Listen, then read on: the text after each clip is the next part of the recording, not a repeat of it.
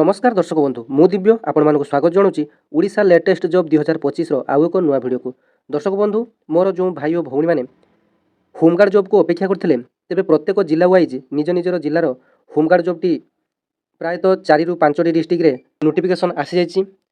बालेश्वर, कंधमाल, पुरी, नयागढ़ एवं सुंदरगढ़ पर यार नोटिफिकेशन आसी सारी। तेबे बालेश्वर जिला यही होमगार्ड रे केते कोन पदवी आसी एप्लाई केमिति भाबरे करिवे, ऑफलाइन करिवे कि ऑनलाइन करिवे, संपूर्ण प्रोसेस आपण मानकु मु बतेइबी। तेबे वीडियोटी आपण मानकु भल लागिले चैनल को सब्सक्राइब करनेबे, अन्य मानकु शेयर करिवे, वीडियो रे गोटे लाइक कर देबे। देखंतु जिला गृहरक्षी कार्यालय बालेश्वर तरफरु लेटरटी आसीची श्रीमान महासमादेष्ट गृहरक्षी बाहिनी ओडिशा कटक चिठी संख्या आपण माने देखि पारुचंती। गृहरक्षी बा 5/2/2025 रिख अनुजाई बालेश्वर जिले में निम्नलिखित गृहरक्षी पदवी निमंते उपयुक्त प्रार्थी ठारू निर्धारित फॉर्म रे दरखास्त आह्वान करा उक्त गृहरक्षी परीक्षा चयन Odisha home guard act 1961, Odisha home guard rule 1962 and circular order number 3 कार्यकारी करा अर्थात आपण माने जानिले आपण मानकर एथिपाई एक लिखित परीक्षाटी हेबो जोंटा कि आपण मानकर पंचम स्टैंडर्ड रे हेबो। कारण आपण मानकर पंचम श्रेणी पास होते आपण मैंने जदि आपण मानकर बयस 20 ରୁ 60 वर्ष मध्य अच्छी जदि आपण मैंने पंचम श्रेणी पास करछंती तेबे यही होमगार्ड जॉब पाई आपण माने आवेदन करिपारबे एवं यही होमगार्ड जॉब रे उभय पुरुष एवं महिला उभय आवेदन करिपारबे। तेबे देखंतु बालेश्वर पाई सर्वमूल 167 पदवी रे नियुक्ति आसीची। तेबे वर्ग कथा जदि आमे देखिबा गृहरक्षी साधारण रे खाली थिबा गृहरक्षी पदवी संख्या 158 जन पुरुष एवं 9 जन महिला पाई ए वैकेंसीटी आसीची।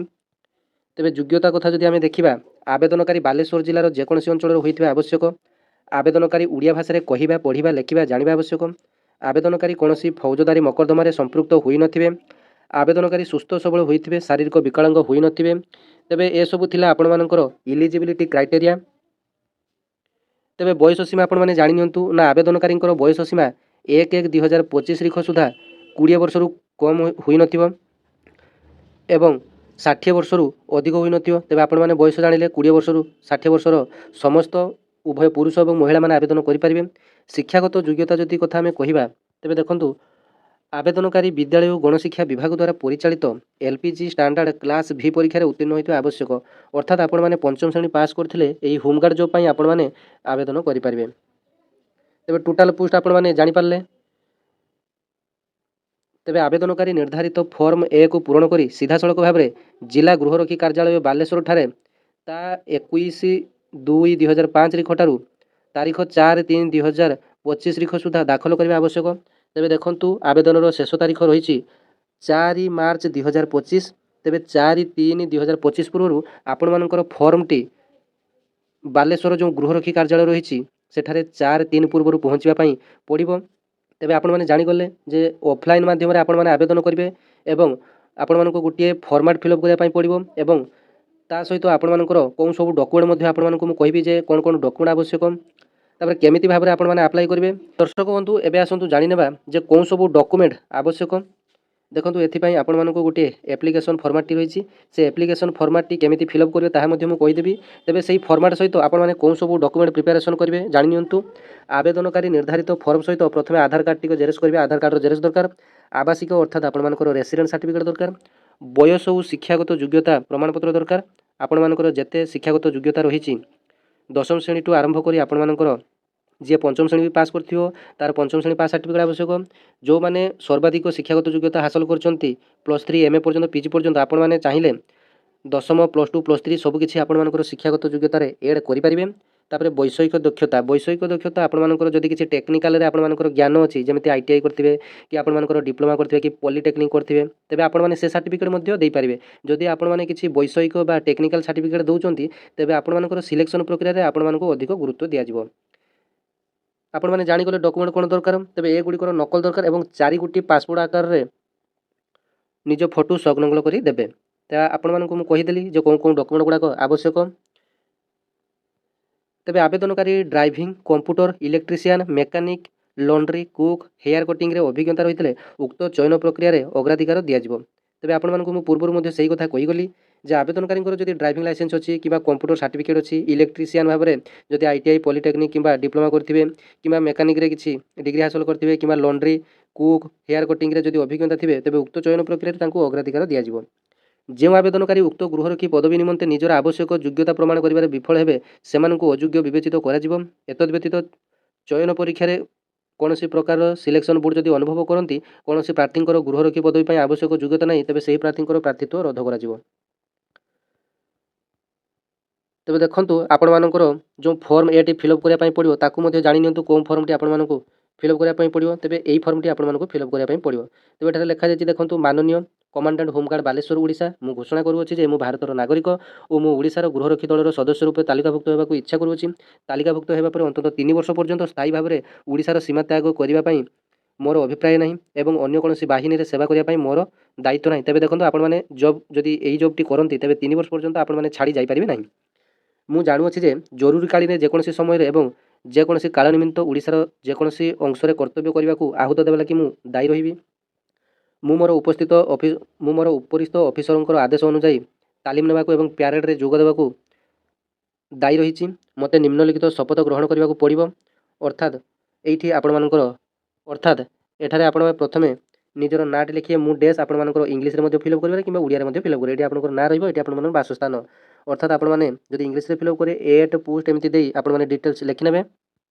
ସତ୍ୟନିଷ୍ଠ ଓ ଅକପଟ ଭାବରେ ଘୋଷଣା କରୁଅଛି ଯେ ମୁଁ ଗୃହରକ୍ଷୀ ଦଳର ସଦସ୍ୟ। ଯାହା ଲେଖାଯାଇଛି ଆପଣମାନେ ଲେଖିଦେବେ, ଯାହା ଲେଖାଯାଇଛି ଆପଣମାନେ ପଢ଼ିନେବେ। ତାପରେ ଏଠି ଆପଣମାନଙ୍କର ପୁରା ନାଁ ଯଦି ଇଂଲିଶରେ ଏଟା ଫିଲ୍ଅପ୍ କରିବେ ତେବେ ଆପଣମାନଙ୍କର ଏଠାରେ ସବୁ କ୍ୟାପିଟାଲ ଲେଟର ଲେଖିବେ। ଯେହେତୁ ଓଡ଼ିଆରେ ଦେଇଛି ଆପଣମାନେ ଏଠାରେ ମଧ୍ୟ ଓଡ଼ିଶା ପାଇଁ ଯେହେତୁ ଆପଣମାନେ ଫିଲ୍ଅପ୍ କରୁଛନ୍ତି ତେବେ ଓଡ଼ିଆରେ ମଧ୍ୟ ଲେଖିନେବେ ପୁରା ନାମଟି। ଯେମିତି ମୋର ନାଁ ଦିବ୍ୟରଞ୍ଜନ ତେବେ ଆପଣମାନଙ୍କୁ ଦିବ୍ୟରଞ୍ଜନ ନାୟକ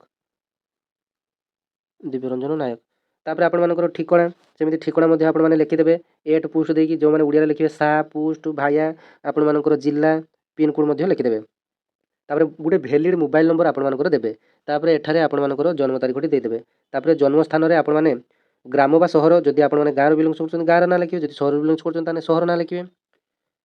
ନଚେତ୍ ଆପଣମାନେ କ'ଣ କରିବେ ନା ପ୍ରଥମେ ଗ୍ରାମର ନାଁ ଲେଖିଦେବେ, ତାପରେ ଆପଣ ଏଇ ଅବ୍ଲିକ୍ ଚିହ୍ନଟା ମଝିରେ ଦେଇଦେଇ ଆପଣମାନଙ୍କର ଜିଲ୍ଲାର ନାଁଟି ଲେଖିଦେବେ।